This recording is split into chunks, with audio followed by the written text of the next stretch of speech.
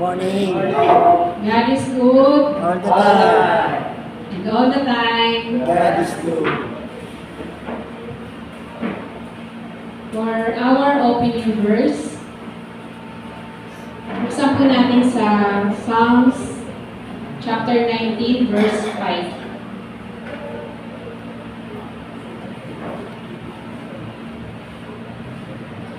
Psalms chapter 19, verse 5. Diyan na po kayo. Amen. It is like a bridegroom coming out of his chamber, like a champion rejoicing to run his course. Let us pray. Panginoon, salamat po sa umagang ito. Salamat sa patuloy mo pag-iingat sa buhay, kalusugan, bawat isa sa amin. Panginoon, salamat sa lahat ng bagay na patuloy mo pinagkakaloob sa amin.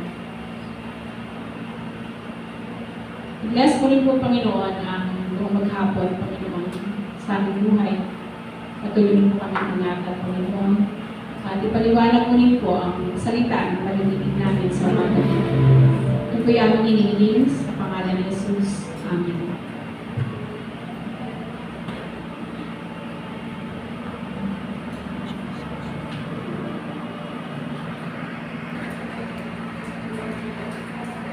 Magandang umaga po sa lahat. Morning. God is good. All the time. And all the time. God is good. Magsidayo po tayong lahat para po sa ating praise and worship. Naunang buwan, 4:19, tayo umibig sapagkat siya ang unang umibig sa atin. Hindi lamang natin pinapalalim ang ating relasyon sa Diyos, kundi binabago rin natin ang ating relasyon sa mga nakapaligid sa atin. Kaya ngayon, awitin natin, mahal na mahal.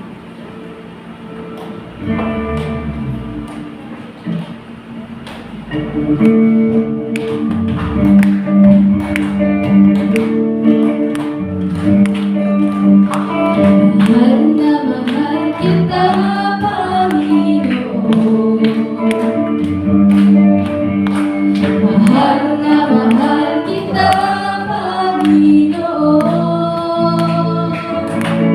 Kailanman di kita'y pagpapalik, pagkat sa piling ko'y langit. Mahal na mahal kita, Panginoon. Mahal na mahal kita, Panginoon. Mahal na mahal kita, Panginoon. Kailanman di kita'y magpapalik, pagkat sa piling ko'y langit. Mahal na mahal kita, Panginoon. Habang buhay, mapupurihan ka. Habang buhay, pamilin ko sa'yo. Habang buhay, pag-ibig ko sa'yo.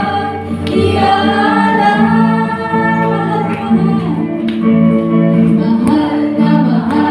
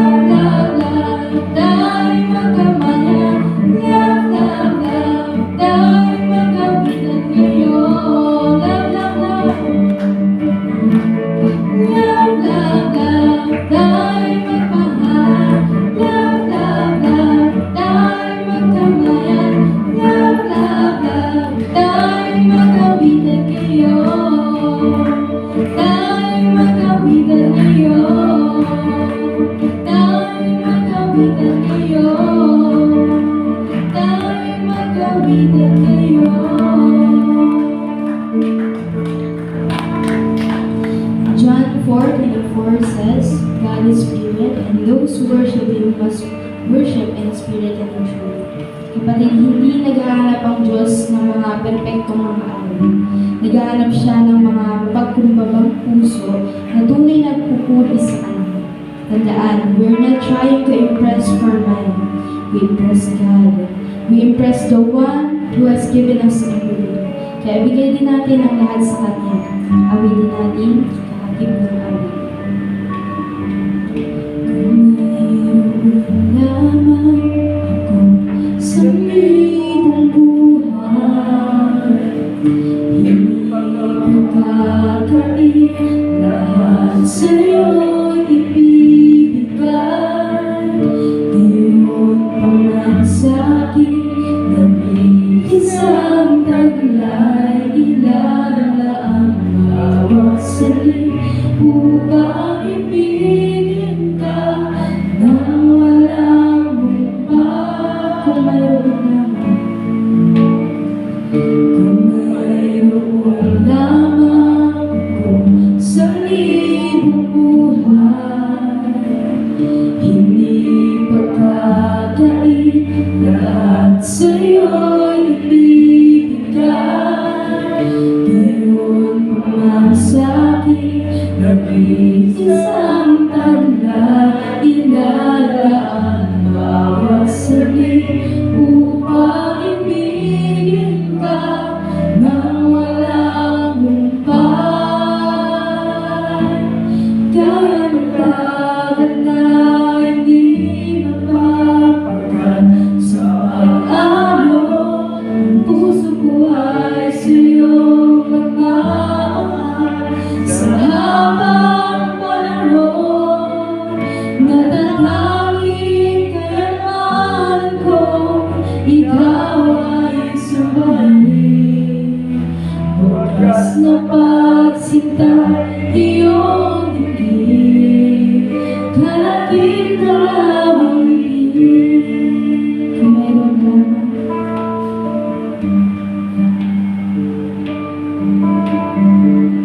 Kung mayroon lamang ako sa libong buhay, hindi pagkakait lahat sa'yo'y ibibigay.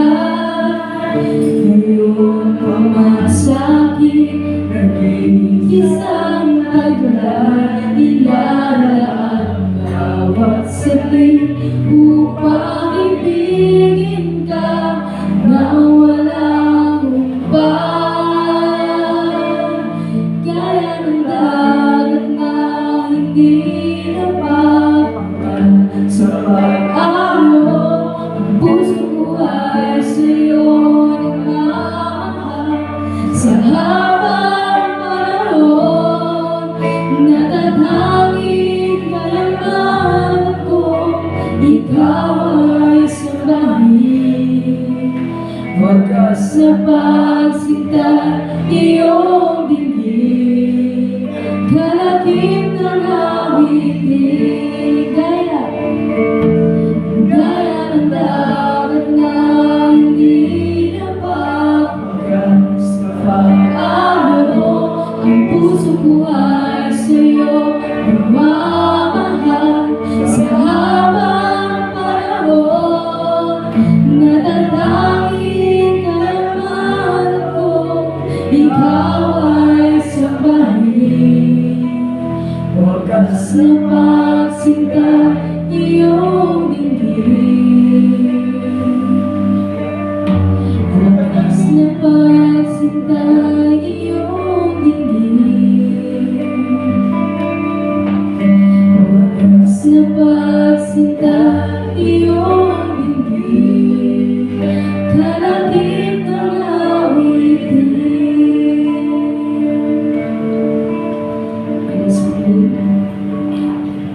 Panginoon, salamat sa mga awit na nagbibigay ng buhay, nagpapalakas at nagpapaalala sa amin ng iyong pag-ibig. Tinataas namin sa iyo ang aming mga tinig, hindi lamang sa papuri, kundi bilang isang pangalaman. Patawarin niyo po kami sa may gawa. Patuloy niyo po kaming gabayan sa araw-araw. Lalo na po ang mga magbibigay sa amin ng mensahe po. Dahil niyo po kami sa mga distraksyon habang nakikinig na yung mensahe para sa amin. This we all ask. In the mighty name of Jesus. Palakpakan naman po namin siya.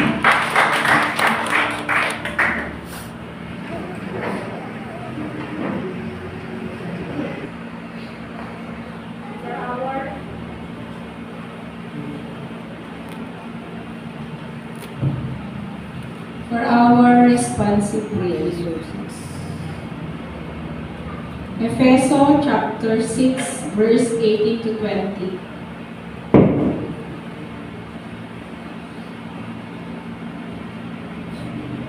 Efeso chapter 6, verse 18 to 20.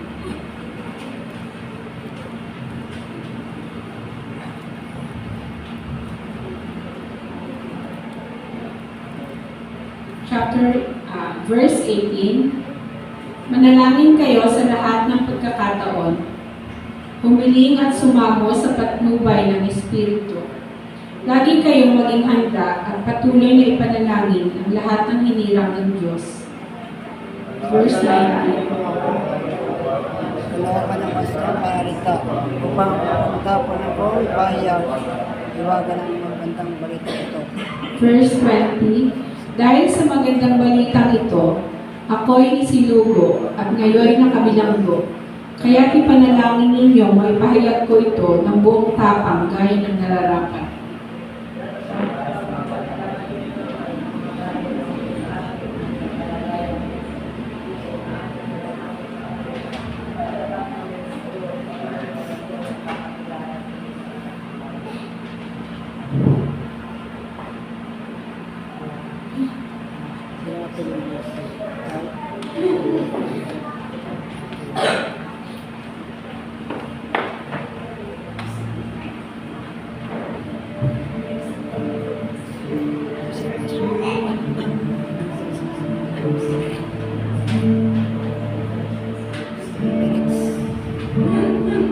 Blessed assurance, ready, sing. Blessed assurance, Jesus is mine. Oh, what a foretaste of glory divine. There is salvation, purchase of God. Born of His Spirit, washed in His blood. This is my story, this is my song, praising my Savior all the day long. This is my story, this is my song, praising my Savior all the day long. Perfect communion, perfect delight, visions of rapture that burst on my side, angels descending, ring from above, echoes of mercy, whispers of love. This is my story, this is my song, praising my Savior all the day long. This is my story, this is my song, praising my Savior all the day long. Perfect submission, always at rest. I am my Savior, I'm happy and blessed. Watching and waiting, looking above, filled with His goodness, trusting His love. This is my story, this is my song, praising my Savior all the day long. This is my story, this is my song, praising my Savior all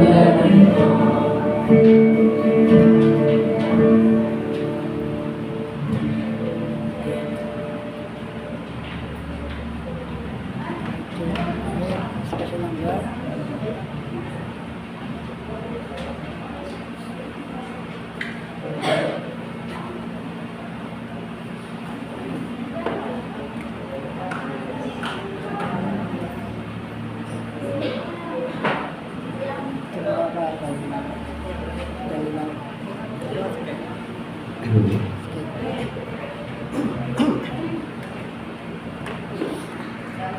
Hey, can I start? Sure, be my guest.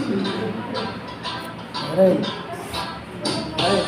If I were a butterfly, I'd thank you, Lord, for making me.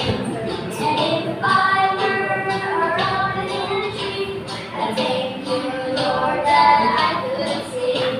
And if I were a fish in the sea, I'd be the one who let me be. I just thank you, Lord, for making me.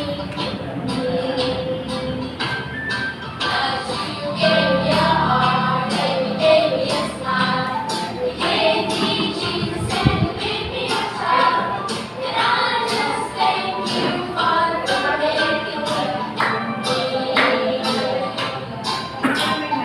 If I were an elephant, I thank you, Lord, for raising my child.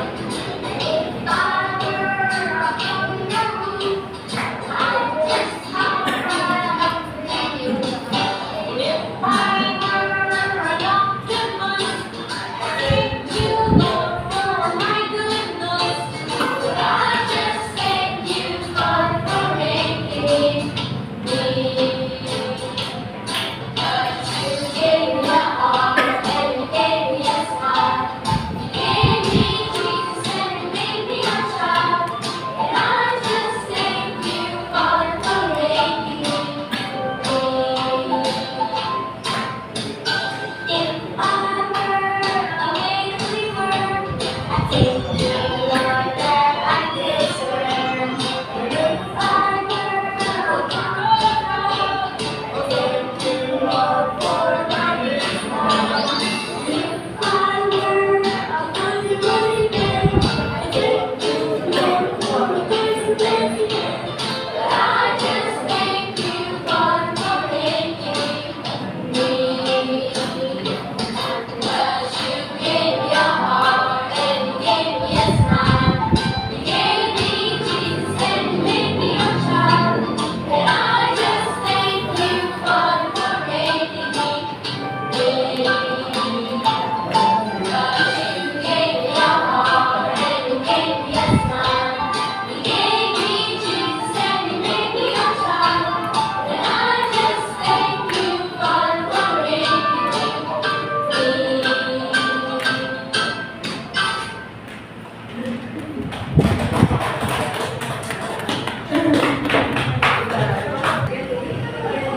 Proverbs chapter 20, verse 18.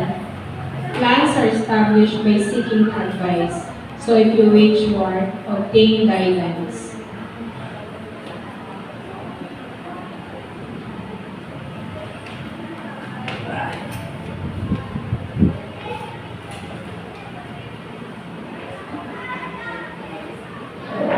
Okay, tayo pong lahat ay sumundan yung manalangin bago po tayo bumako sa ating pong message. Sa muli, Panginoon, kami po ay nagpapasalamat sa umaga nito. Salamat, Lord, sa iyong kabutihan sa aming buhay. Salamat po sa napakagandang opportunity na ibinigay mo sa amin sa umaga nito. Na kung saan kami lahat ay narito, masigla, masaya, at higit sa lahat ay kaya pa, Panginoon, ang panahon. Kung saan kami ay narito upang muling makinig ng iyong mensahe. Dalangin po namin, Panginoon, na sa amin po pakikinig, buksan po ang aming puso, ang aming isip upang palubos po namin maunawaan ang iyong mga salita. Na kung saan ito po ay maging pamantayan ng aming pamumuhay bilang iyong At ang iyong mga salita, Panginoon, ang siyang patuloy magturo sa amin, magpatatag sa aming pananampalataya, upang makapagpatuloy kami, Panginoon, hanggang sa iyong Panginoon. Sa umaga po ito, ang hinihiling na ikaw ang siyang patuloy na bumagit ng Panginoon. Ang iyong panikod ay bigyan ng karunungan upang patuloy na mahayag ang katotohanan. Mahayag, Panginoon, ang nais mong ipahayag sa umaga nito sa mga Kristo.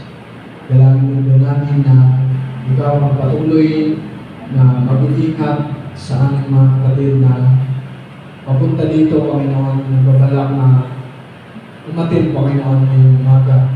Ikaw ang patuloy na mag-iingat sa kanila at mag-isayot po namin makasama sa umaga nito, patuloy sila, Panginoon, payabahin, patuloy pa pagpalain ang kanilang buhay at patuloy na ilagay sa kanilang puso't isip na sila, Panginoon, ay patuloy na makasamba sa iyo. Ibig Lord, sa mga kapatid namin na mayroon pong karamdaman sa ngayon, ay aming nilalapit sa iyo, Panginoon, ang maranasan nila ang kagalingan na patuloy na magpapalakas ang nilang katawang pisikal upang magamit sa pang-araw-araw nila pong maging upang ito, Panginoon, ay hindi maging handa sa iyong sa kanilang lisan na ikaw ay mapaglingkuran. Bagamat, Panginoon, alam mo namin na minsan kami ay dumaranas ng mga karamdaman, pero mas nararanasan po namin, Panginoon, ang iyong pagpapagaling, ang iyong pag-iingat, at higit sa lahat, Panginoon, ay yung patuloy na pag-alalay sa amin. Maraming salamat po, Panginoon, sa umaga nito na kami ay malaya makapagiling, malaya kami makapagkulay-gulay ng iyong mga salita. Samahan mo po kami, Panginoon, hanggang sa matapos at patuloy kami lahat ay mapagpala sa umaga. Ito po ang aming sama dalangin sa pangalan ng Panginoon Jesus. Amen. Amen. So, tayo dito ako sa ating pong pakikinig ng salita ng Diyos at ipagpaumanin po ninyo kung tayo po ay hindi nakapag-discipleship dahil sa hindi po sinasadyang magkakataon ay bumagsak po yung aking cellphone, doon po nakasave yung aking itinutulong po sa inyo.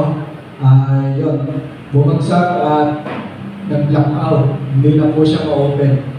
So, siguro po ang gagawin natin para makapagpatuloy tayo sa disciple dahil na hindi ko pa po yun basta mabibilhan ng LCD. So, siguro po ay bibili na lang tayo ng book na pwede natin pagkunan ng pang-discipleship natin kasi meron naman kong nabibili ng mga books no, na pwede natin gawin yung pangturo. Dahil yung aking kung tinuturo sa inyo ay hango po yun sa mga books ng Christian na ang author po nun ay talagang mga isa sa mga lingkod ng Diyos, mga magagaling, mga marunong, higit sa lahat ay yun po ay kuha ko sa mga books na pang-discipleship training talaga. At yan naman po ay nabibili. So siguro ay magpapabili tayo kaya Brother Marlon, mas naiging kong Tagalog yung ating bilin para mas maunawaan po natin yung ating pong discipleship na itinuturo ko yung Sunday School. So, ganun pa man ay salamat sa Panginoon na tayo mong lahat ay naririto at tayo mong lahat ay nananabik no, na pakinggan ang salita ng Panginoon. So ang ating pong tatalakayin ngayon at ang pamagat po ng ating pagpupulay-pulayan, sabi dito, paano ka inilalayo ng dyablo sa Panginoon. So, yung ating text ay makikita po sa Lucas chapter 5 verse 8. So kung kayo may mga Bible ay magbukas po kayo at buksan po ninyo at atin kung mas madali po tayong tumayo, yun ang pabibigay gala sa salita ng Panginoon na ating pagpatunayan sa Lucas chapter 5 verse 8. So ayan.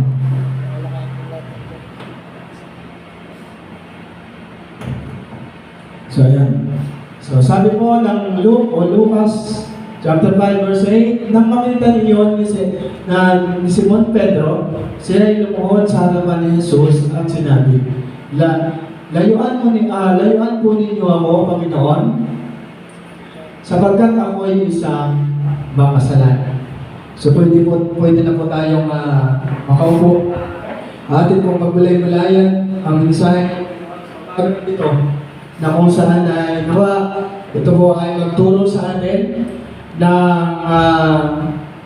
ito ay maging aware tayo sa mga paraan ng diablo kung paano po tayong inilalayo sa Panginoon. So ito pong ating topic ay marahil nararanasan natin na minsan ay parang malayo tayo sa Panginoon, parang napakalayo natin sa Kanya. At yan po ay isa sa mga paraan ng Diyos, ang paraan ng diablo upang tayo ay dayain, upang tayo ay mailayo niya sa Panginoon. Dahil ayaw talaga ng diablo na tayo ay maging malapit sa Kanya. Mayroon po tayo dito na tatalakayin upang malaman natin at maging aware tayo, maging handa tayo sa mga kaparaanan ng diablo kung paano niyang tayo ay nilalayo sa Diyos at nang sa gayon, tayo ay maging handa at tayo ay may kaalaman upang malaman ang kanyang mga pandarayang ginagawa. So, ayon po sa ating binasa, pinilala ni Pedro ang kanyang sarili sa harapan ni Jesus na siya ay isang makasalanan. At ito ay isang patunay na ang kasalanan ay isa lamang sa dahilan upang tayo ay malayo sa Diyos. So kung titignan po natin, nung tawagin ni Jesus si Simon Pedro, ay kinilala niya sa harapan ng Diyos na siya ay isang makasalanan. At ang kasalanan ay isa sa mga paraan ng diablo upang tayo ay kanyang mailayo sa Diyos. Noong nais ng diablo ay lagi nating isipin na tayo ay parang walang karapatang lumapit sa Panginoon sapagkat tayo ay makasalanan at ang Panginoon ay banal. So, kaya dito po ay makikita natin na pagkakita ni Simon Pedro sa Panginoon ay alam niya na si Jesus ay banal, kaya kanyang sinabi na lumayo po kayo sa akin sapagkat ako ay makasalanan. So sabi dito ating alamin pa ang mga dahilan at paraan ng diablo upang tayo ay mailayo niya sa Panginoon sa oras na tayo ay hindi maging aware. So yung pagiging hindi natin aware bilang isang mananampalataya ay isa sa mga pagkakataon ng diablo na tayo po ay kanyang ilayo sa Panginoon. Alam niyo mo, napakaraming kabaraanan ng diablo na sa mata ng tao, sa paningin ng tao ay maganda, pero sa dulo nito ay hindi maganda ang kahantungan. Sapagkat ang plano ng diablo talaga ay masagin. Yung binuo ng Panginoon na buhay natin ay gusto niyang mawasak ulit at gusto niyang manatili tayo sa kasalanan. Kaya ayaw niyang nalilinawan ang isip ng tao. Gusto ng diablo ay manatili tayo sa kadiliman, sa kalituhan, kung paanong lumapit sa Diyos. So ngayon po ay ating alamin. Ayan. Unang-unang kaparaanan ng diablo is yung temptation. Sabi dito, pinakauna sa lahat ay tutuksohin ka ng diablo. Alam niya ang kahinaan mo. Babae, kayamanan, bisyo, kapangyarihan, o ano paman yan. Alam niya, kaya doon ka niya babanatan. So itong temptation ay isang paraan ng diablo kasi alam niya kung saan tayo mahina. Alam ng diablo kung saan tayo mahuhulog sa kasalanan. Alam ng diablo kung kailan tayo malulugmok. Sapagkat kapag ang tao mo ay nagkasala, kanyang may isip ay parang napakasama niya na at hindi siya karapat-dapat sa harapan ng Diyos. Katulad po ni Pedro na kinilala niya yung sarili niya sa Panginoon na siya isang makasalanan. Kaya sabi niya, lumayo kayo sa akin, Panginoon, sapagkat ako ay isang makasalanan. So ganun po minsan yung kaisipan ng tao na sapagkat siya ay nagkasala, siya ay makasalanan, minsan i-imagine natin na hindi na tayo karapat-dapat sa Diyos. Kaya minsan yung iisip ng tao, ay ituloy ko na lang to. Magpapatuloy na lang ako sa kasalanan kasi parang nahihiya tayong lumapit sa Panginoon. Ang hindi natin alam, tayo po ay inaagaw ng Diyos doon sa kasamahan ng diablo. Nung gusto ng Diyos na tayo ay mabuhay doon sa buhay na karapat-dapat para sa atin na siyang ng kaloob. Pero dahil minsan yung heart natin ay nagiging matigas dahil sa kasalanan natin nagagawa, minsan naiisip natin o nai-imagine natin na tayo ay hindi karapat-dapat sa harapan ng Diyos. Kasi alam ng diablo kung saan ka natutoksohin. No? Minsan, ayan, minsan yung mga mag-asawa o kahit hindi mag-asawa, yung babae, yung kahinaan ng mga lalaki, yung kayamanan, yung mga bisyo, yung katanyagan, kapangyarihan, o ano pa man yan. So kung saan tayo kung hindi tayo magiging aware sa mga bagay na yan, doon tayo sisirain ng diablo. Hindi masama yung tayo ay magkaroon ng kayamanan.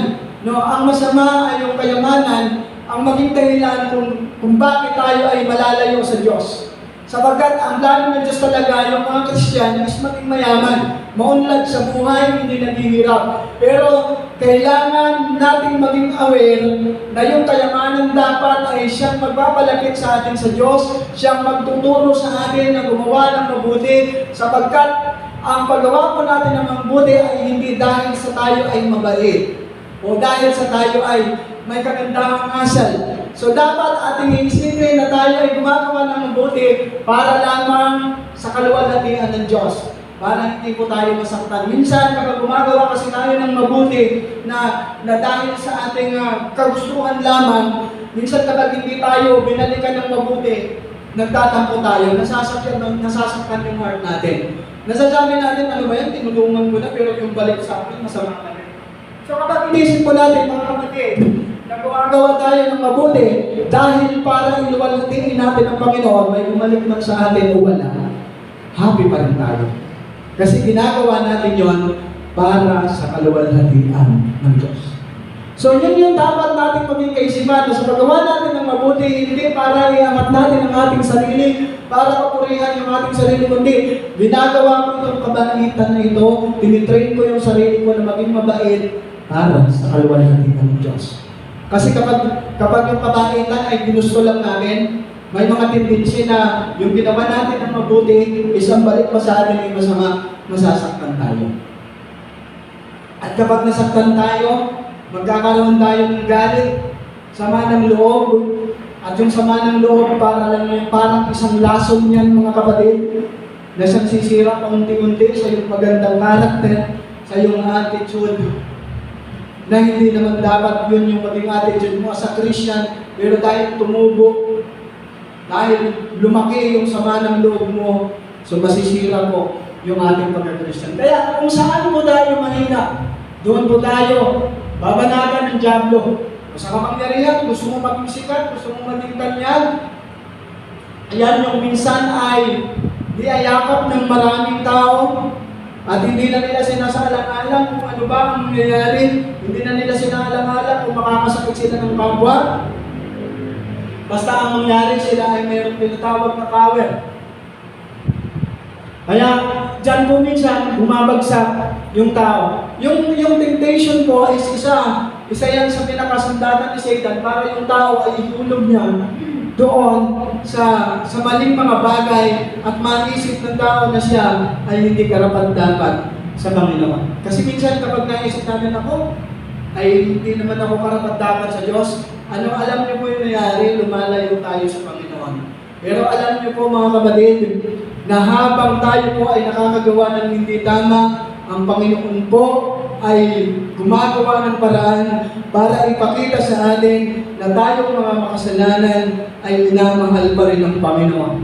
Gumagawa siya ng paraan, mga dahilan upang tayo ay matuto na lumapit sa Kanya. Number 2, bukod sa temptation, ito yung sin. Kapag hindi ka nagbantay, mahuhulog ka sa bitag niya at magkakasala ka. So itong si Peter ay nung hindi na pa nakikilala ang Panginoon, marami po siyang nagawang kasalanan o pagkakasala. Kaya ang pananaw niya at paningin niya sa kanyang sarili bilang isang tao is hindi na siya karapat-dapat sa Panginoong Hesus. Kasi itong si Peter hindi siya mabuting tao. Kaya nung makita niya na itong Panginoon is banal, nalaman niya kagad sa kanyang sarili na parang hindi naman ako karapat-dapat kay Jesus. Kaya ano sabi niya? Lumayo po kayo sa akin. Pero ang kagandahan ay inaccept ni Peter yung kanyang pagiging makasalanan at yun po yung gusto ng Lord. Na once tayo ay nagkasala, huwag tayong lalayo sa Panginoon. Bagkos, lumapit tayo sa Panginoon at siya po ay lalapit sa atin. Pag tayo po ay nagkaroon ng hindi magandang gawa o pagkakasala man, huwag nating iisipin na hindi na tayo karapat-dapat sa Diyos. Lagi nating isipin na sa tuwing tayo magkakasala, inaabot ng Panginoon yung ating kamay para hanguin tayo at ilagay tayo doon sa prinsipyo ng Biblia na kahit po tayo ay makasalanan, inibig pa rin po tayo ng Diyos. No? Sabi nga ng Romans 5:8, dati tayo yung mga kalaban o kaaway ng Diyos, pero minahal tayo ng Panginoon kahit tayo ay mga makasalanan.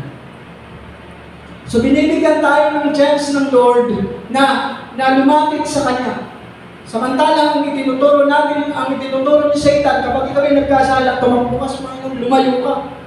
Bawal ka doon. Bawal kang lumapit sa Panginoon kasi holy yun, banal yun, ikaw, tingnan mo yung sarili mo. So yun pinapakita ko sa atin ng diablo. Minsan, ini-imagine, tinatatak niya sa isip natin kung anong klase tayong tao. At kapag na-realize natin na ang dami nating kasalanan, ang dami nating pagkukulang, ang dami nating nagawa, so kapag kinain po tayo noon, mawawalan po tayo ng interest na lumapit sa Panginoon. Pero ang gagawin po natin, kahit na tayo po ay makasalanan, tandaan po natin na iniibig po tayo ng Diyos, hindi upang magpatuloy sa pagkakasala, kundi upang hamuin tayo ng Diyos, bigyan niya tayo ng kapangyarihan na maiwaksi ang mga gawang masama, upang ang kanyang kabanalan ay ma-experience natin at sa ganung paraan, tayo ay magiging mabuti sa kanyang harapan at sa mga taong nakapaligid sa atin. And then number 3, yung guilt o galit. So kapag nagkasala ka, iisipin mo napakarumi mo at hindi ka na karapat-dapat pang lumapit sa Diyos. Hindi ka na matatanggap ng Diyos, yan ang ilalagay sa isip mo. So di po ba, pag nagkakasala tayo, ano yung ilalagay ng diablo sa atin? Ang dumi ko na. Napakarumi ko na. Di ba? Minsan kahit nga, imbis na pag may nagkakasala sa atin, so nagagalit tayo at parang ang hirap magpatawad kasi ginawan tayo ng hindi maganda. Subalit, alam niyo po ba na ang prinsipyo ng Bible, kapag may nagkasala sa atin, ay patawarin natin ito ng 77 beses. Ibig sabihin nun, walang hanggan, walang tigil tayong magpapatawad. Why? Dahil tayo po ay pinatawad ng Diyos. Sabi ng Bible, pinatawad kayo ng Diyos, kaya magpatawad din tayo. May mga tao na nagkakasala sa atin, nagagalit tayo, napupuno ng guilt, yung ating puso. At minsan yung guilt na yun ay hindi lamang natin naipapakita doon sa taong nagkasala sa atin. Minsan, even sa family natin, sa mga taong nakapaligid sa atin na wala namang pinalaman, pinadalaman. Kasi yung guilt, parang apoy. Palala ng palala, palaki ng palaki. Kaya minsan napapansin natin, pag puno ng galit yung sarili natin, unang-unang nawawala natin, yung trust. Iisipin natin lahat ng tao, katulad ng taong gumawa sa atin ng masama. Hindi natin nalalaman na yung paglikha sa atin ng tao is unique. Hindi pwedeng maging pare-pareho ang tao. Pwede magkapare-pareho ng mukha, minsan magkakamukha. Minsan kahit hindi naman sila magkapatid, pero magkamukha. Pero alam niyo po ba yung guilt? Kapag yan po ang tumubo sa atin, kahit yung walang kinalaman ng mga taong nakapaligid sa atin, akala natin minsan doon lang tayo nagagalit doon sa gumawa ng masama sa atin. Pero minsan i-apply natin sa karakter natin, sa buhay natin, na parang tayo ay galit sa lahat ng tao, which is wala naman po silang kinalaman doon sa ginawa sila. Pero dahil yung guilt nga po ay palala ng palala, palaki ng palaki, hindi natin mapapansin minsan, pati family natin is nawawasak dahil mayroong guilt. So, doon pa lang po sa sinabi ng Panginoon na 77 beses tayong magpatawad po. Ibig sabihin doon ay nabasag yung mga prinsipyo natin ay sakana, ang sakit ng ginawa niya. So, ibig sabihin, magpapatawad tayo hanggang walang tigil. So, napakahirap magpatawad doon sa mga taong hindi naka-experience ng pagpapatawad ng Diyos. Pag yung tao ay hindi nakaranas ng pagbabago na mula sa Panginoon, ang hirap. Ang hirap magpatawad. Ginawan ka ng masama, tapos magpapatawad ka. So madali lang po magpatawad kapag yung isang tao ay naka-experience ng magpapatawad ng Diyos. Kapag natanggap niya sa kanyang sarili na siya ay pinatawad na ng Panginoon sa lahat ng kasalanan sapagkat ang sabi ng Bible, pinatawad kayo ng Diyos, kaya magpatawad din kayo. Kasi kapag hindi mo tayo nagpatawad, tingnan niyo po yung inyong sarili, mas mataas pa tayo sa Diyos. Hindi lang natin naalala na tayo hindi makapagpatawad, pero yung Diyos makapagpatawad. Ibig sabihin, parang mas mataas pa tayo sa Panginoon. Na yung Diyos na may likha ng lahat ng bagay ng Diyos, na yung Diyos na hari ng mga hari, is nagpatawad sa iyo. Pinatawad niya yung lahat ng mga kasalanan natin. Lahat ng kasalanan natin ay nilinis niya tayo. Tinubos niya tayo. Tapos tayo, na mga tao, pag may nagkasala sa atin, ang hirap nating magpatawad. Minsan, nalalampasan po man natin ang Panginoon. Kasi yung Diyos na nakakapagpatawad tayo. Lagi natin masasabi o sasabihin natin sa atin sarili, tao lang ako. Right? Walang problema dyan. Totoong tao talaga. Pero, yung tao po na mananampalataya, yung taong binago ng Diyos, yung taong binigyan ng bagong puso at bagong espiritu ng Panginoon, yan po yung sabi ng Ezekiel, ay nakaka-experience ng pagpapatawad ng Panginoon, nakaka-experience ng kabutihan ng Diyos, kaya mas madali po siyang nakakapagpatawad. At kapag nagpatawad po tayo sa lahat na nagkakasala sa atin, na-experience natin na tayo din ay pinatawad ng Diyos. Pero itong guilt na to, na siyang isang sandata ni Satan, na dapat natin iwaksi sa ating puso. Kapag sabi doon, kapag nagkasala ka, pag nagkasala ka, naiisipin mong napakarumi mo. Pero kahit kailan, hindi po tayo itinuring ng Diyos na madumi. Kanya nga po tayong nilinis at hinamok sa kasalanan. At minsan, naiisip natin parang hindi na ako karapat-dapat sa Diyos. Hindi ka na matatanggap ng Panginoon. So yun po yung kanyang mga pandalaya. Kaya minsan, lumalayo tayo sa Diyos sa kadahilanan na parang hindi na tayo love ng Panginoon. Hindi nyo alam, habang nagkakasala tayo, habang nakakagawa tayo ng hindi mabuti, labis na nananasaktan ng Panginoon. At labis na tayong inaabot. Laging nakaunat yung kamay ng Diyos para abutin tayo at alisin tayo sa lugmok ng pagkakasala. Pero kapag hindi nga po tayo naging aware, imbis na lumapit tayo sa Panginoon, minsan yung guilt, hindi lang sa tao, minsan pati sa Lord, nagagalit na tayo. At can you imagine na iisipin mo na binabayaan ka ng Diyos, hindi ka ibinibless ng Diyos. Yun yung ipa-realize ng Satan. Kaya ang gagawin mo, wawasanin mo yung buhay mo at ang bunga ng lahat ng yun, ang sinisinyon sa Diyos. Yun minsan ang nangyayari sa tao. Ang sisi, laging sa Panginoon. Pero hindi nila alam na ang Panginoon ay laging nagmamahal sa atin na sa oras na tayo nagkakasala, tatanggapin pa rin tayo ng Diyos dahil mahal tayo ng Panginoon kahit nung tayo ay mga makasalanan pa. Yun po yung sabi ng Romans 5:8.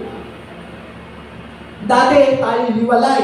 Dati tayo ay malayo sa Diyos. Pero dahil tayo po ay tinubos ng Panginoon, yung taong makasalanan ay nagkaroon ng pagkakataong makalapit sa Panginoon sa pamamagitan ng ating pananampalataya sa Panginoong Hesus. Tinanggap tayo ng Panginoong Hesus at hindi tinignan ng Panginoon kung gaano tayo kadumi pagkos.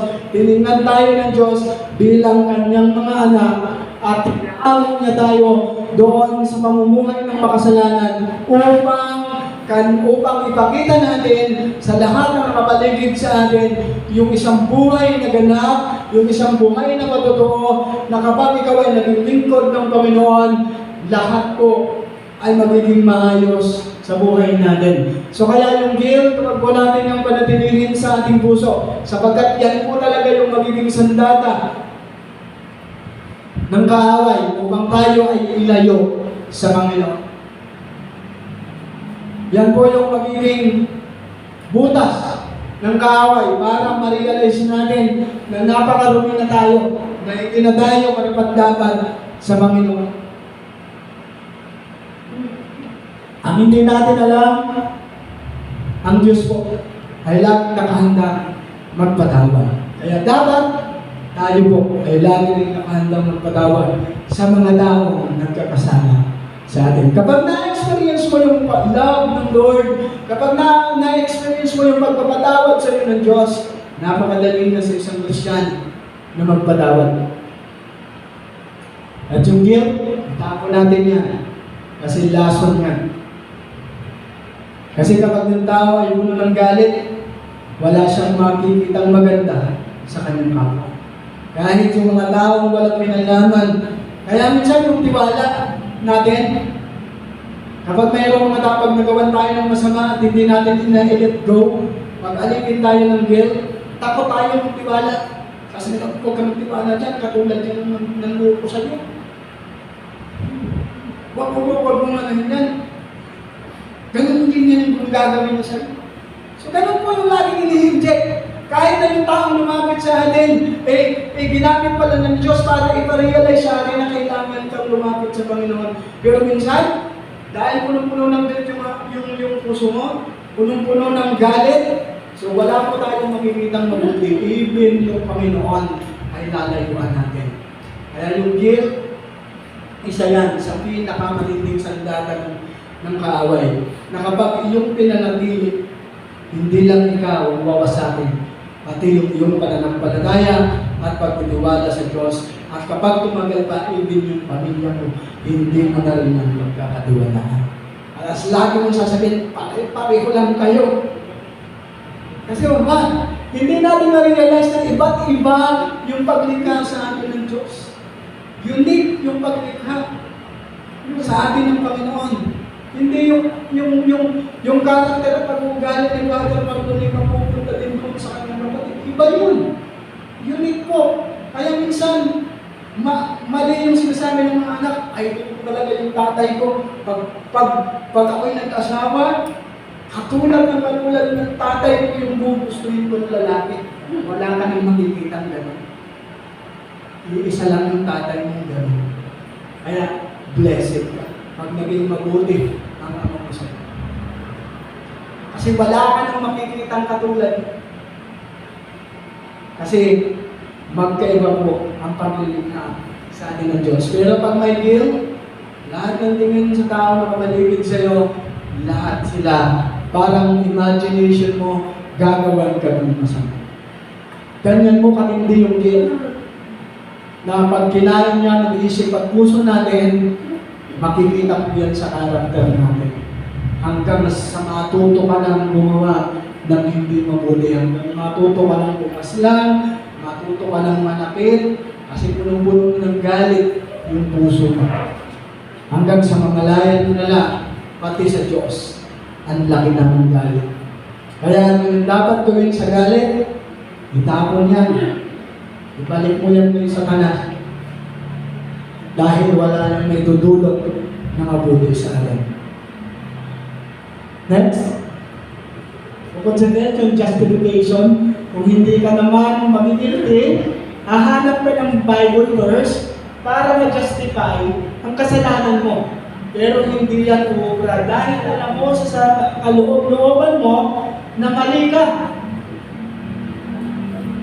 Ginagawa mo lang yun para mampalugan doon. Alam niyo ba yung tinatawag na justification?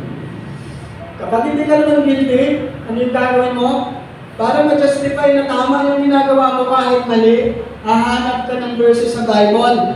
At yung verse na yun ay gagamitin mo para ituwid yung mga mali mong ginagawa. No? Magkakaroon ka ng sarili mong interpretation doon sa Bible verse. Katulad, kapag ikaw ay naging alipin ng alak, anong gagamitin mong verse dyan? Sasabihin mo, ay di ba si Peter inutusan niya na uminom ng alak? Di ba may mga ganong mga matatagpuan? Pag nais mong ituwid, yung mali mong ginagawa, hahanap ka ng mga verses na i-interpret mo ng iyo, na magiging out of context ka, na hindi naman yun yung sinasabi ng Diyos, pero parang pagtakpan, yung ginagawa mong mali, yun yung sasabihin mo. Eh di ba, si Timothy inutusan uminom? Aray, inutusan uminom. Walang problema doon, sinabi talaga ng Bible. Pero ang sabi ko, uminom ka ng kaunting alak para sa sakit ng iyong tiyan. Kasi sinisikmura nun si Timothy. Eh, ang alak na yun, is hindi yung alak na Red Horse, hindi yung alak na Pundador, hindi yung alak na, ano pa yun? Yung mga sikat na yun, hindi yung ganon. Wala yung sangkap na nakakalasing. At ito bang pinakamatindi? May mga tao din na gumagamit. Eh si Jesus na, doon sa kasalan, doon sa kanan, gumawa siya ng alak eh. Pinainom niya nga yung lahat ng bisita doon eh. Tingnan niyo po yan. Pagtatanong po yung ating interpretation sa Bible, dahil sa tayo eh, gusto lang natin mapagtakpan yung mga mali natin ginagawa, at sa tingin natin ay may tama, yun yung Bible verse. Naka-experience na kayo ng ganung Christian, na ang laki ng galit sa puso niya, tapos yung mga Bible verse, para lang mapagtakpan yung mali. May mga taong ganyan. Eh si Jesus nga, di ba? Doon sa kasalan doon sa Kana, di ba? Ginawa niya malaki yung mga tubig doon at nag-inuman sila. Nagsaya sila. Kaya, nung nalang pastor na mag-inom yung Christian, noon pala. Di ba ba minsan, nami-neglect natin yung tunay na nangyari. Ginawa ni Jesus na alak yung mga tubig doon para magkaroon sila ng kagalaan, kasiyahan, pero hindi po sila naglasing. Yung alak na ginawa ni Jesus is pang-comfort sa kanilang mga tiyan. Na kapag sila kumakain, di ba may tinatawag yung pagminta ng alak, yung digestion. So yung alak na yun is hindi siya nakakalasing. Hindi siya katulad ng mga Red Horse, mga gin, unang mga kung ano-anong mga nakakalasing. Sila po ay nagsaya pero hindi po sila nalasing. Pero dahil minsan, yung tinatawag na justification, kung hindi ka naman guilty, hahanap ka ng mga verses para i-justify o ipamukha kay pastor o kay sister, kay brother, na sinasaway ka ng lahat, binibigilan ka ng lahat na lumapit ka sa Diyos, pero itatama mo yung mali mo, kahit na alam mo sa loob mo na yun naman yung maling-mali, ginagawa mo lang yun para pampatog-magloob mo, mananatili ka daw. Kaya okay lang pastor, okay lang na mabinong pastor, okay lang na pag may problema, mag-redoors, mag-bill, kung ano pa, mag-alfonso. Kasi ang bigat ng problema, pastor eh. Imbis na yung problema mo, ilada mo sa Diyos, ipag-bring mo sa Panginoon, ganyan po minsan ang nangyayari. Dahil tayo po ay nanilang ni Satan, even yung Bible verse, kahit na si Satan, gumamit ng mga verses sa Bible, sa Psalms. Diba? Tayo minsan, para makita natin na kahit alam natin, tinutuloy natin yung tama, para lang magmukhang mali, mukhang tama yung mali, gagamit tayo ng Bible verse, and then, out of context, yung interpretation mo sa buhay mo. Katulad ng mga ganon. Kaya mag-iingat po tayo mga kapatid. No? Even si Jesus Christ, sila nag-enjoy, nagsaya, pero hindi po sila nalasing. Wala po mga lasing. At yung alak na ginamit doon is yung mga prutas na hindi po nakakalasing at hindi po nakakagawa ng kaguluhan. Kaya nasabi doon, nagsaya sila. So, tingnan niyo po, pag kayo nalasing ng emperador, mga Alfonso, ano yung nangyayari? Hindi po saya. Akala mo, saya yung nakukuha mo. Ang totoo niyan, papunta yun sa gulo. Na minsan hindi natin nakikita na bago tayo magsimula ng pag-iinom o paglalasing, akala natin saya, akala natin mag-enjoy, pero sa huli nun mga kapatid, kapag nasobrahan tayo, hindi po saya ang huli nun. Ang huli nun, patayan, saksakan, bugbugan, hampasan ng bote, yan po yung kahantungan. Kaya po minsan, kahit nga yung alak, mayroong advice eh. Sabi ng alak kapag nandun sa tindahan, drink moderately. Ibig sabihin, uminom ka lang ng tama. Pero ano yung ginagawa ng tao? Yung sabi ng Proverbs, chapter 1, verse 20, at 21, sabi doon, ang alak ay nakapagpapababa ng dangal ng tao. Kaya isang kaulo lang yung magpakalulong dito.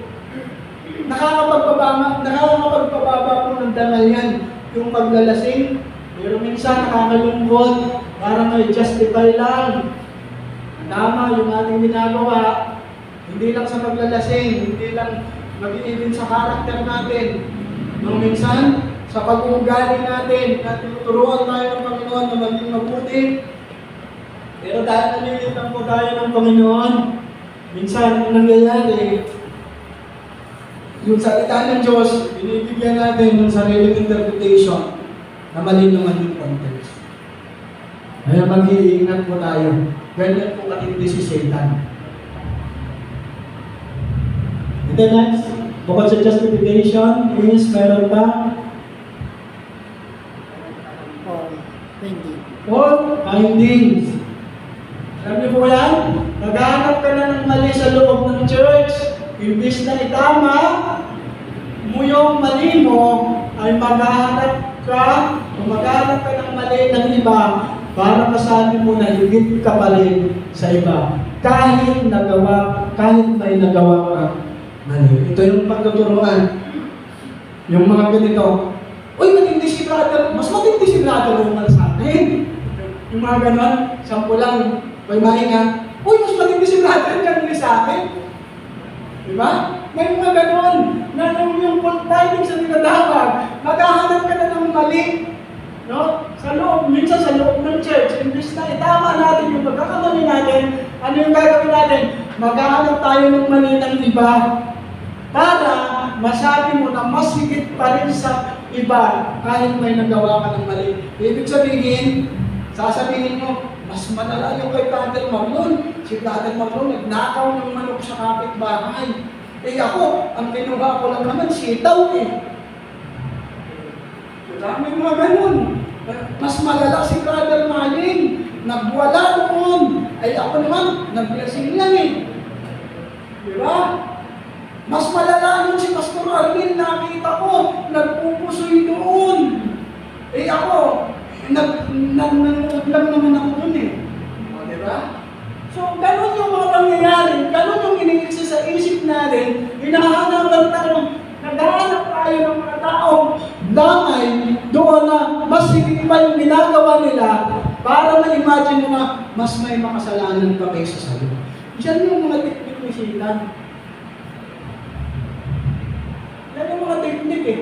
Kaya tingnan nyo, yung nakita ni Simon si Jesus, ang kagandahan ng kay Simon Peter, sinabi ng agad, Panginoon, lumayo ka rin sa akin. Dahil ako yung isang makasalanan, inamin na talaga na siya is makasalanan. Pero alam niyo ba, hindi po siya nilayuan ng Diyos. Tinawag pa rin siya bilang kanyang lingkod. Tinawag siya ng Panginoon. At mapapansin natin, lahat ng disipulo ng Diyos may masamang na experience. Kasi why? Bakit itong pinipili ng Panginoon? mga magnanakaw ng buwis, mga apostol, may mga kung ano mandaraya, si Matthew. Ang mandaraya, mga pangit yung karakter niyan, pero tinawag sila ng Panginoon disciple para ma-reveal yung kapangyarihan ng Diyos sa bawat buhay ng taong masasama. Ibig sabihin, ano ba tayo yung tinawag ng Diyos?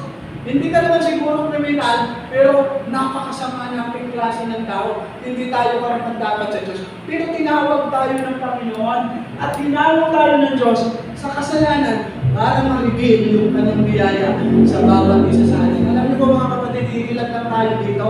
Pero kapag tinanong ko kayong isa-isa kung saan kayo nanggaling bago kayo tinawag ng Panginoon, lahat ng masasabi nyo ang sasama.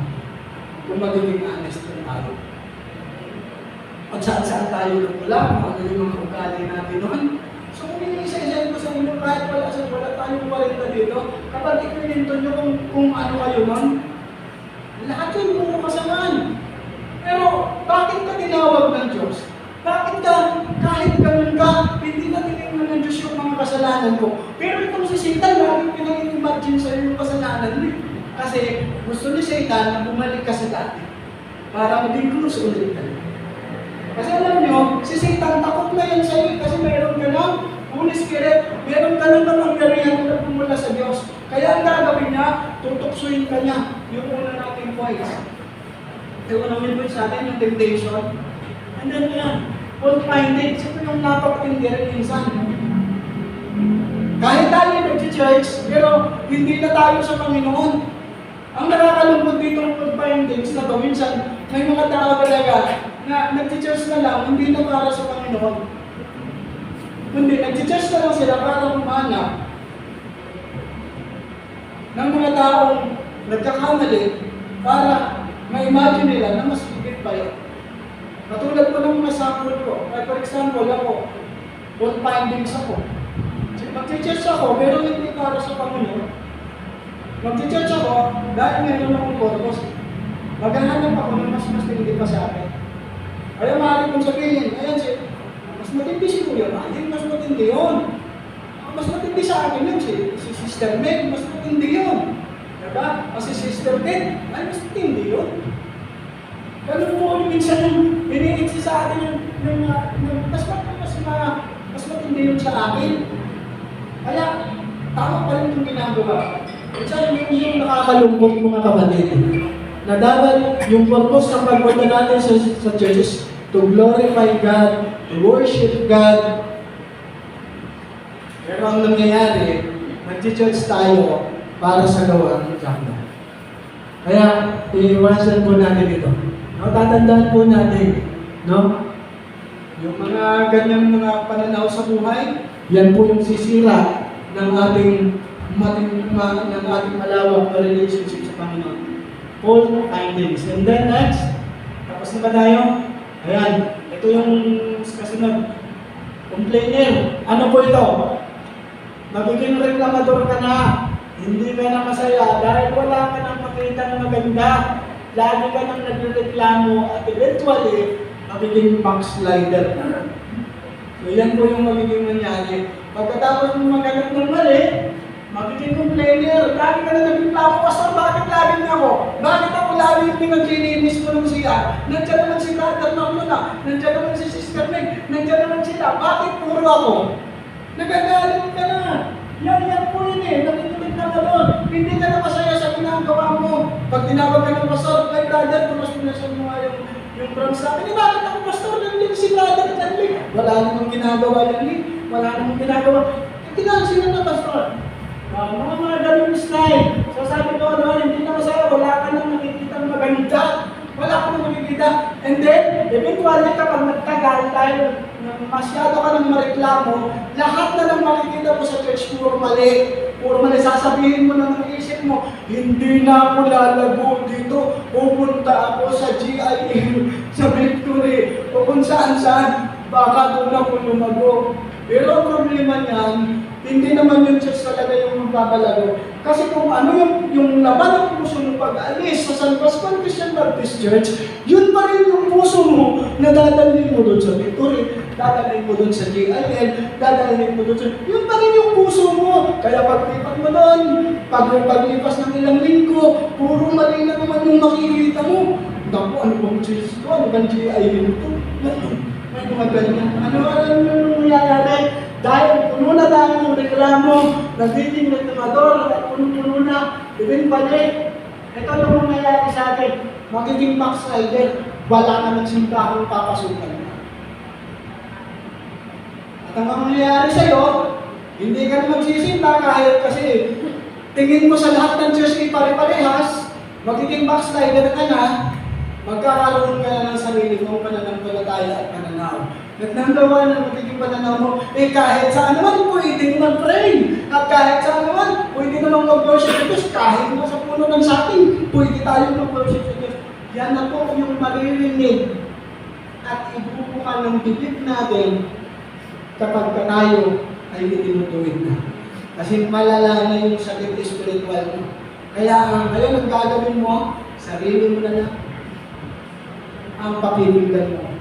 Huwag ka na mag-church. Kahit sa puno ng sating, pwede namang mag-pray. Kahit naman, pwede ka namang mag-worship kahit sa puno ng bayabas. Kaya pag in-invite mo sa church, ay hindi na ako mante. Kahit sa bayabas naman, pwede naman ako mag-praise the Lord.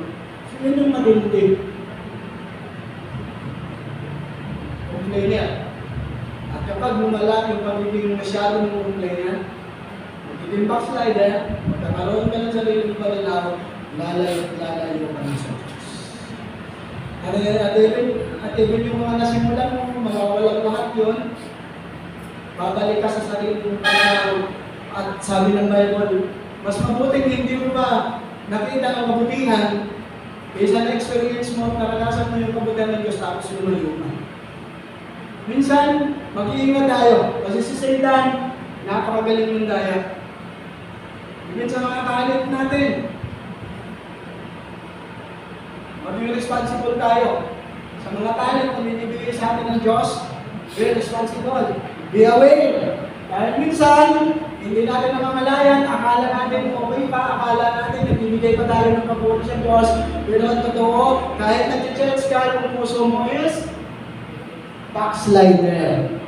Tandaan po natin. No? Hindi lahat ng bumabasok sa simbahan is fulfilled ng Holy Spirit. Kaya kailangan aware ka. Dapat yung awareness mo as a Christian is lagi kang aware. Kasi minsan, kahit nasa church ka, yung heart mo is backslider. Ayaw mo nang makinig. Maging aware tayo sa lahat ng pinagkatiwala sa atin ng Diyos. Kayamanan, talento, at kung ano ba yan, skills. Maging malinga tayo. Kasi minsan, yung mga talento natin, dapat yan ay naibibigay natin sa Panginoon. Dapat nag-glorify natin ng Lord. Dapat na itataas natin si Lord.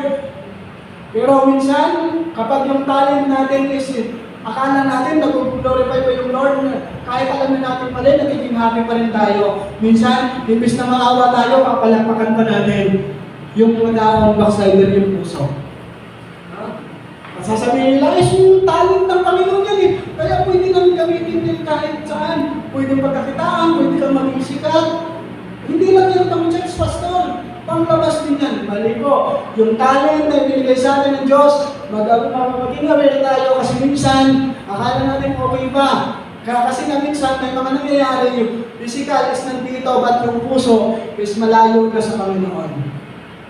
No? Tandaan po natin, hindi po yung tinatawag natin lagi na backslider yung hindi sumisimba. No? Parang kung gusto ko lang kung linawin sa inyo, minsan, kapag sinabing backslider yung hindi sumisimba, yung paano bumalik na sa dating buhay na. So minsan, nasasabi natin, ay backslide yun, mag-backslide na yun. Pero minsan kahit po tayo sumisimba, once na yung heart natin is hindi na nag-glorify si Lord, once na yung mga talent natin kung pinagkatiwala sa atin ng Diyos, hindi na nagbibigay ng glorify sa Diyos, pero nandito yung physical mo, present yung physical mo, pero yung puso mo, ang layo sa salita ng Diyos, matatawag ka rin backslider. Kasi tandaan po natin, hindi physical ang usapan dito. Hindi physical yung dadalhin mo sa simbahan, kundi yung heart. yung heart kung saan sentro ang Panginoon. Kapag hindi ka na nabibless sa salita ng Panginoon, kapag yung mga preaching, kapag yung mga pagpupumit sa iyo, wala nang power, wala nang value sa iyo, hindi ka nabiglado, malalaman ka natin. Hindi ka na nabibless. Minsan ganon, yung tinatawag na backslider is hindi lang yung lumayo, yung hindi pala simba. Minsan kahit sumisimba ka, at malayo nga yung heart natin sa Panginoon, backslider.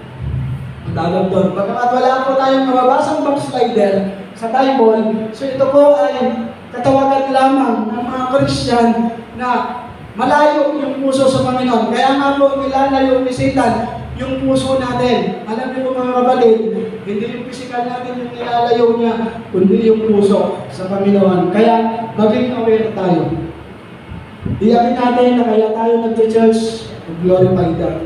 To glorify God, to worship God, to obey God. Yun yung reason natin ba tayo nag-church. Pero kung yung imagination natin nag-church ako dahil parang traditional, dahil ginagawa yun ng mga kahit ng sekta, hindi mo tayo maganda yun. Kasi ang purpose ng pag-church, para i-worship ang Panginoon. At ibigay yung mga talent natin, yung lahat ng biyaya ng Diyos, ay ipagkaloob natin sa Kanya. Pero, kapag yung complainer o yung pagiging reklamador ay nailagay ni Satan sa iyo, una-una, magre-reklamo ka lang. Sasabihin mo, bakit ako yung pinakawalis lagi dito ni Pastor? Wala na bang ibang dito? O bakit ako yung laging pinagpapalinis ng CR dito? Ay, ang baho-baho. Bakit ako lagi? Wala na bang ibang member? Ganyan. And then, ano yung mangyayari? Hindi ka na masaya sa ginagawa mo. Wala ka na magandang makikita, kaya reklamo ano tayo. Eventually nga, yun. Lalayo ka na sa Panginoon. Magiging backslider ka na. Lalayo ka na kasi puro ka na nagreklamo. At yung example ko kanina, sabi ko po sa inyo, kung ano yung heart nyo,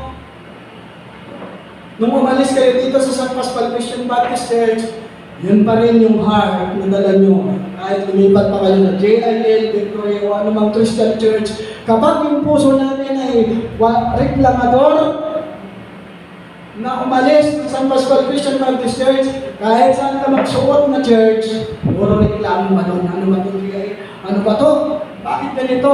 And then, ang nangyayari, lalabas ka na ng koral, lalabas ka na ng cycle mo, o lalabas ka na ng bakod mo. Hindi ka naman to church noon, magiging backslide ka na.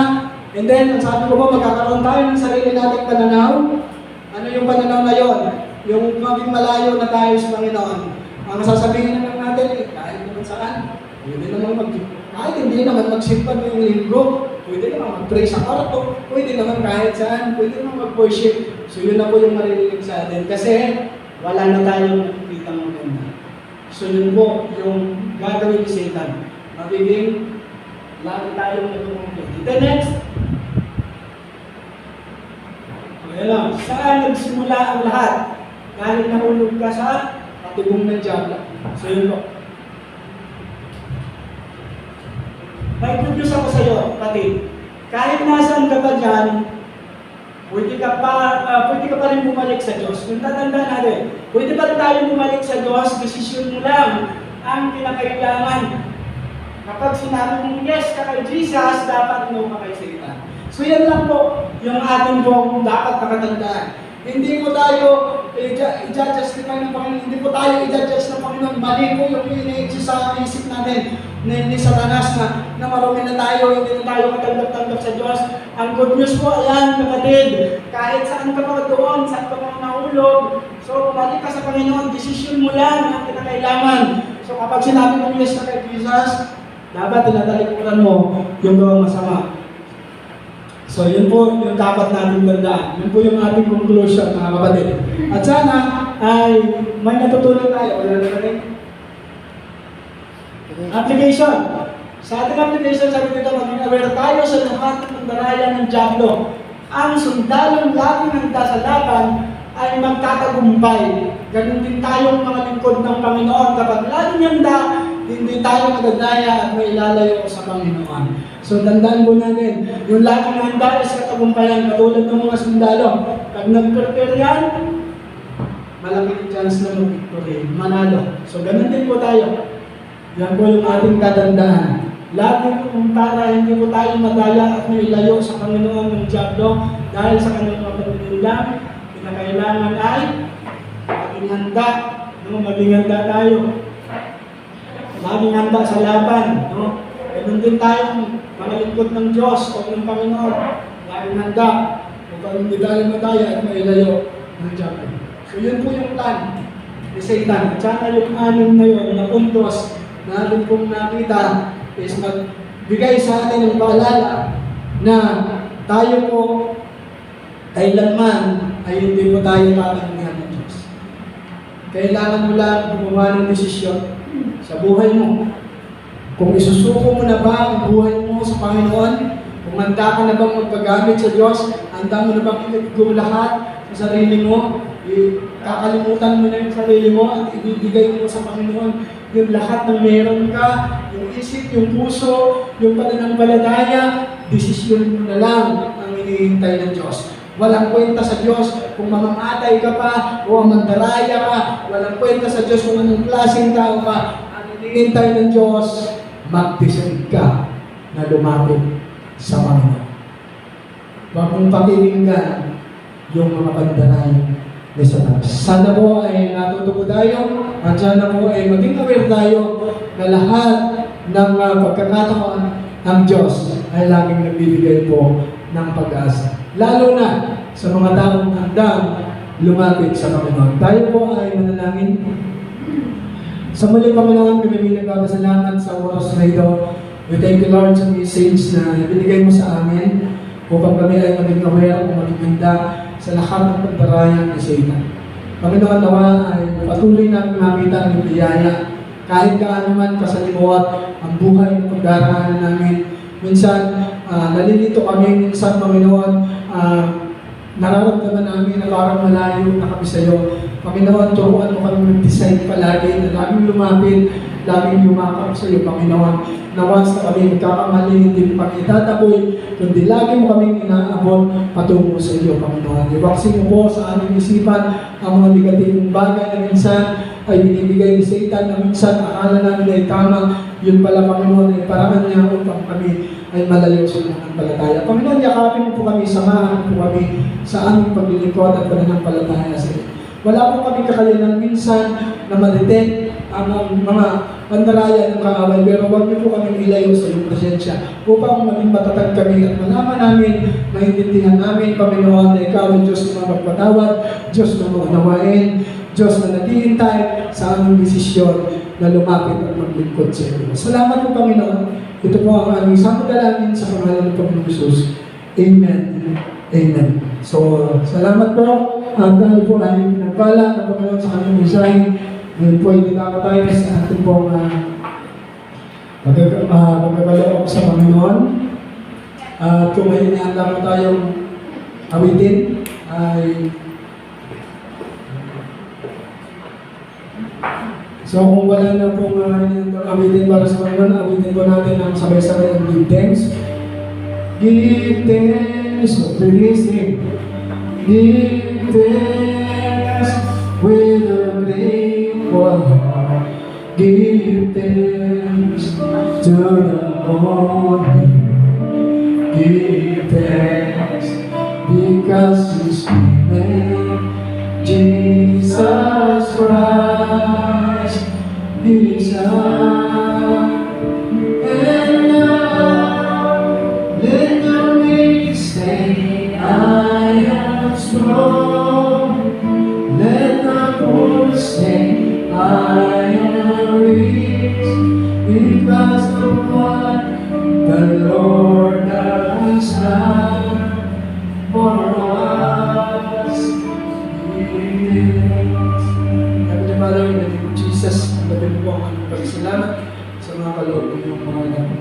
Patuloy mo iparada sa kanila ang kanyang pagbabala, sa kanilang buhay, galingan, at pinansyal na pagbabala ng ginawa, maging spiritual na pagbabala, ay kanilang matama sa Panginoon sa kanilang buhay sa kanilang sambahayan, ang pagmamahalan, at pagkakaya sa ang pusong mapagmahal, ang nawalan pa rin ng patuloy, ilagay mo sa aming Diyos. Patuloy po natin ang pinag-glorify ang iyong pangalan sa pagpagitan po ng aming pagkakalukusan. Nawa, ito yung simulo ng pagpapala, hindi lang sa pinansyal na kalagayan, kundi sa lahat ng aspecto po ng aming buhay na ng kalagayan. Ito po ang ating sama dalangin sa pangalan ng Panginoon Jesus. Amen. Amen.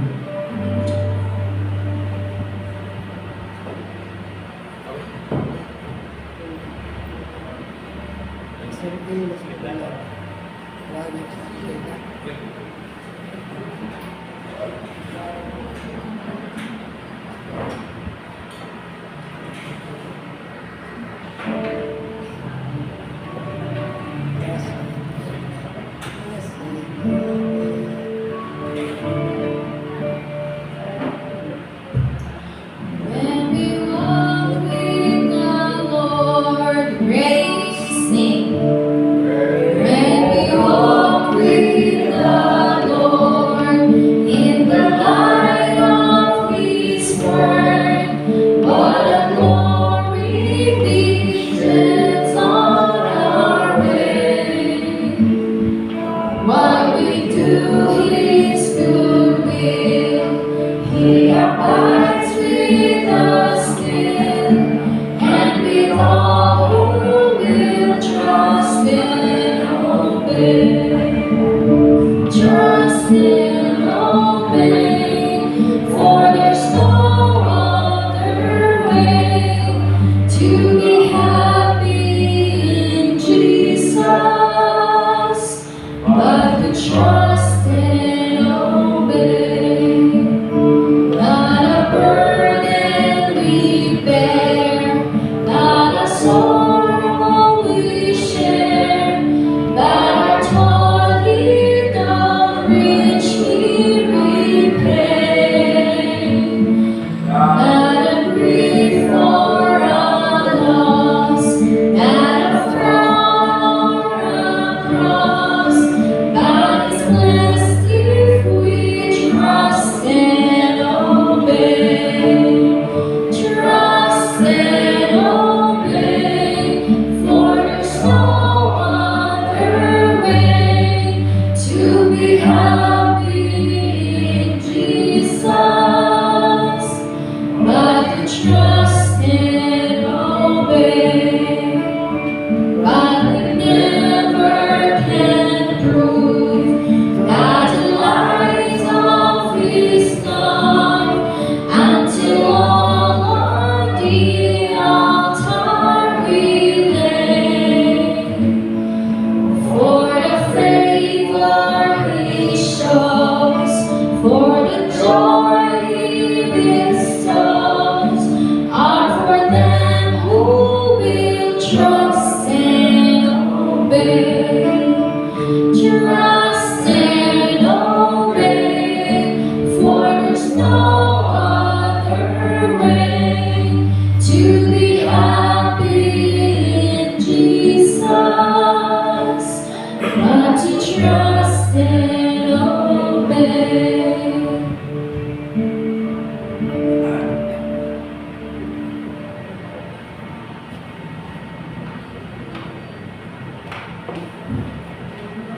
Para po sa ating church announcement, ngayon po ay ating Sunday fellowship o sa ating ginagalang na last Sunday fellowship, and then Sundat na bukas. sa ating pong flower, sino po yung sa decoration, ngayon po ay ang family Lasong, maraming salamat po. At Garcia. Okay, ayan, maraming salamat po sa inyo, ma'am, sa inyong patuloy na aanay ng bulaklak sa ating decorate para sa Reversion Day. At maraming salamat po sa inyong patuloy na pagbibigay ng bulaklak sa may family na laging nakalasan na yan po ay isa rin sa nagpapaganda sa ating pong samahan. And then sa sunod, sa next Sunday is Padiragaw Family. So yung ating pong home visitation Bible study ay sa Padiragaw pa rin kasi nung Saturday hindi po ako natuloy dahil yung aking pong anak ngayon kasalukuyang may lagnat na kaya wala po siya ngayon. Salamat sa Panginoon na siya po ay okay na. Kahit may medyo sinat pero salamat sa Panginoon na kaya niya namang dalhin, malikot pa rin yung aming batang yun. So, kaya hindi po tayo natuloy, kaya siguro ang luluopin ng Diyos sa next Saturday ay tuloy po tayo. And then yung ating mga birthday celebrant, ayaw po natin sila ipag-pray para yung nag-celebrate po ng anniversary. So, punta po natin sa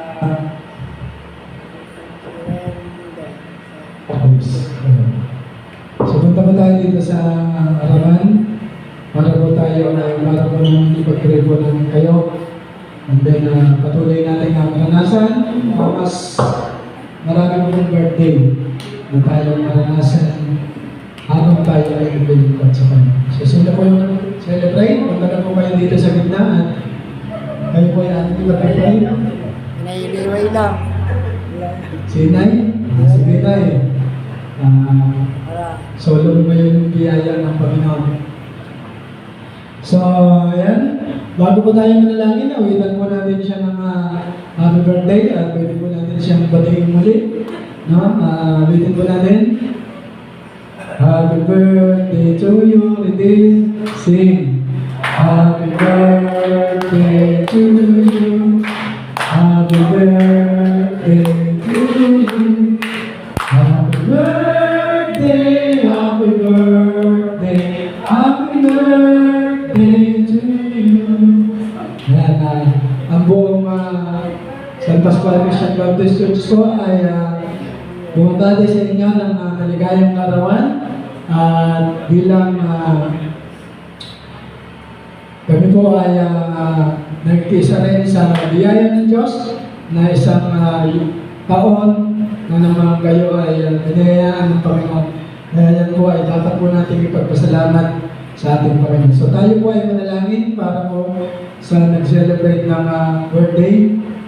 Panginoon, sa muli kami may nagpapasalamat sa buhay po ni Nailiway na patuloy ko lang nakikita ang iyong biyaya sa Kanya. Salamat din po kami naman ang kanyang buhay at naging inspirasyon namin sa kanyang palalaya at maging kanyang pong buong pamilya. Dalangin namin, Panginoon, ang kanyang kaarawan, ang kanyang na-celebrate ay nagdulot po sa kanya ng kasiyahan, kagalangan, at higit sa lahat, Panginoon, dalangin namin na mas marami pa siyang kaarawan, maranasan, habang siya ay naglilingkod sa inyo. At ang kagalingan ng kanya pong mga karamdaman pisikal, ng kanya pong nararamdaman minsan, ay isang biyaya at isang regalo mo kung siya po ay makakaranas ng kagalingan. Kaya dalangin po namin na siya ay manatiling malakas, physically, spiritually, emotionally, Panginoon. At patuloy na ang kanyang buhay ay maging biyaya sa church at maging sa kanyang buong pamilya. Maraming salamat po. Ito po ang aming dalangin sa pangalan ng Panginoong Jesus. Amen. Amen. So, ayan po. Ngayon po ay ating Family Sunday, no? Katulad po ng ating sinasagawa ay huwag muna tayong umuwi at tayo po yung sama-sama na daos yung ating Family Sunday fellowship at naway nag-enjoy po ang para po sa ating closing prayer, tayo po lahat ay tumayo. Sa muli Panginoon, maraming nagpapasalamat sa iyong biyaya sa amin ng magandang panahon. Isang biyaya ng buhay muli, Panginoon. Kami nakagising ng maayos at masaya. Bagaman, Panginoon, kami ay dumadanas ng mga pagsubok.